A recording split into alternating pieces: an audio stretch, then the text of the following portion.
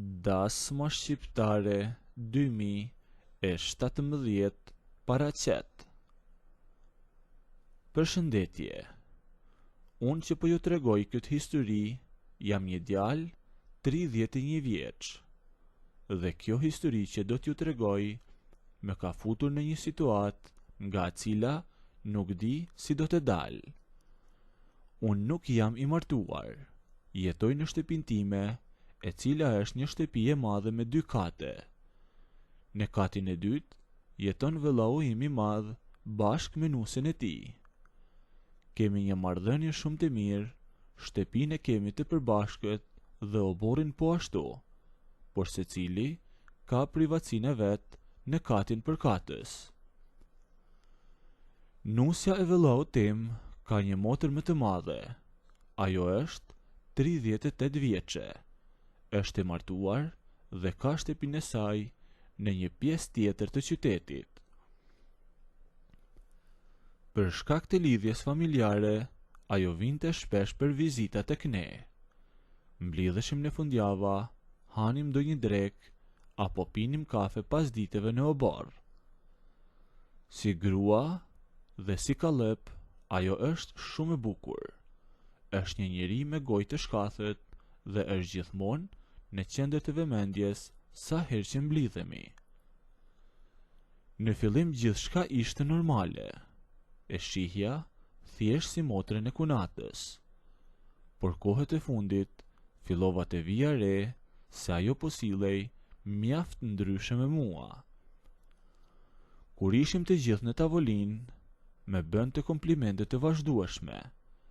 Më thoshte që isha bërë burr shumë i hishëm, që isha një djalë punëtor dhe habitej se si isha akoma beqar.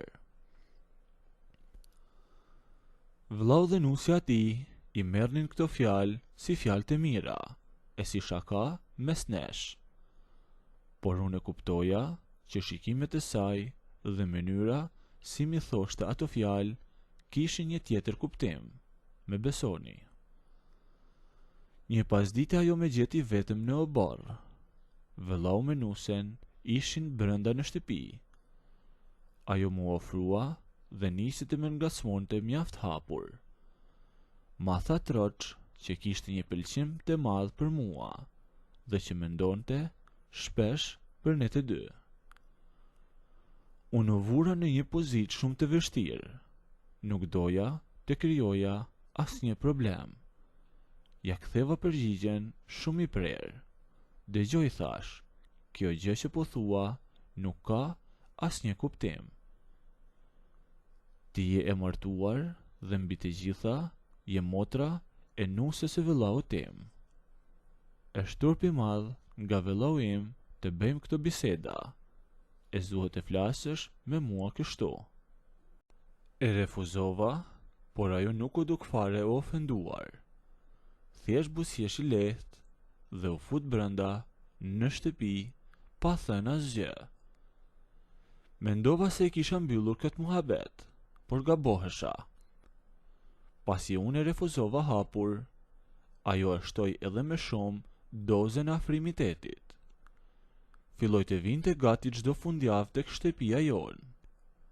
Gjeti si justifikim që donte të rrinte më shpesh me motrën e saj. Vinte të premteve pasdite dhe flinte tek shtëpia jonë deri tek dielën e darkë.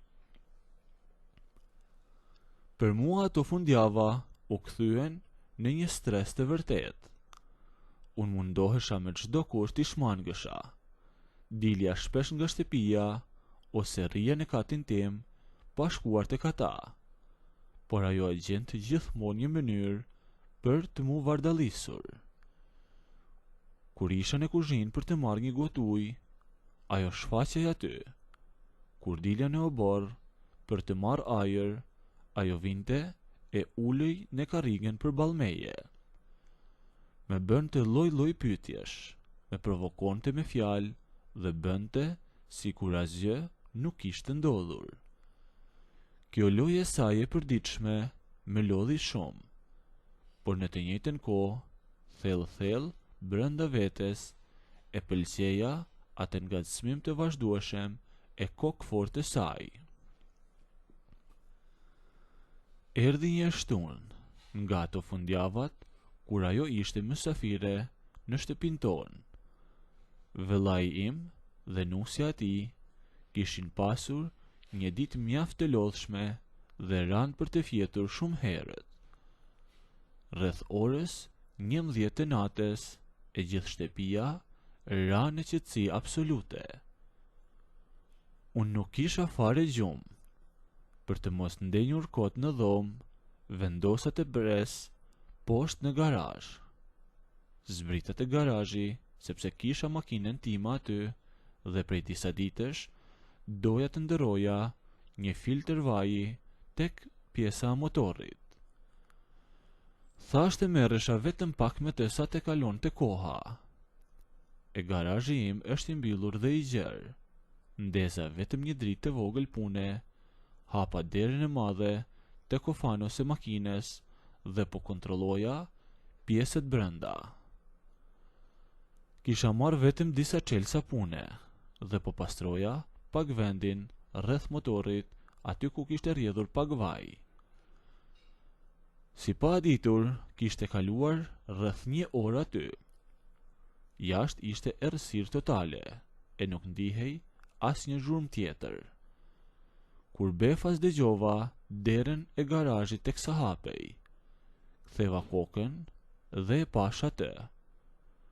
Ajo kishte veshur një paltuta të thjeshta, shumë të ngushta, që i rrinin ngjit pas trupit, e unë u habita vërtet. Në dorë kisha një leckë që po përdorja për pastrim, dhe lash leckën mbi rrotën e makines e qëndrova aty, i mbështetur para kolpit të makines, pa lëvizur vendit. Çfarë bën këtu poshtë në këtë orë? E pyeta unë. Nuk kisha gjumë, më tha ajo me zë të ulët. Të pash nga dritarja e katit e dytë që kishe ndezur dritën e garazhit. Thash, të vi e të jap një dorë dhe më shkeli syrin. Duke folur e duke ecur drejt meje, mu ofrua mjaft shumë, dërsa unë vazhdoja të qëndroja i mbështetur e i ulur mbi kofanon e makinës. Kur ajo erdhi dhe me doli përpara e unë dal aty pranë meje, filluan të me kapnin emocionet. Unë e dija fare mirë se për çfarë kishte ardhur e çfarë po bënte ajo. E fakti që ajo kishte zbritur në garazh në mes të natës, ndërkohë që motra saj e vëllau im flinin pak metra më lart, e tregonte shumë qartë vendosmërinë e saj për atë natë. Të kam thënë që nuk duhet ta bësh këtë, i thash unë, duke u munduar të mbaja akoma atë qëndrimin tim të mëparshëm. Nuk jemi mirë kështu dhe s'është në rregull kjo që po bën, vazhdoja unë duke i thënë, e ndërsa ajo nuk me fliste. Në vend që të përgjigjej, me erdhi aty dhe deshi që të me prekte faqet.